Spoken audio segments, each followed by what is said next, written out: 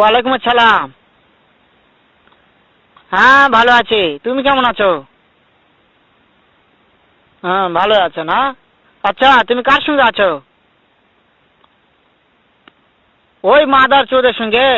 ওই মাদার চোর তো এতই হারামজাদা। ওই শুয়োরের বাচ্চা, ওই তো লটির বাচ্চা। ওই সাহাচুদির বেটা মাগিল লিসা, এতই মাগিল লিসা। ওই হারামজাদার আমি সামনে পাইলে একটা এমন একটা চটকানি মারবো, শালা মাদার চোদ। শোনো, তাতে কি হচ্ছে? ওই মাদার চোদ ওই জায়গায় আছে নাকি? ও আমার কথা সব শুনতিছে। ওই সাওয়াচুদির বেটাকে শুনে শুনে আমি বেশি বলবো।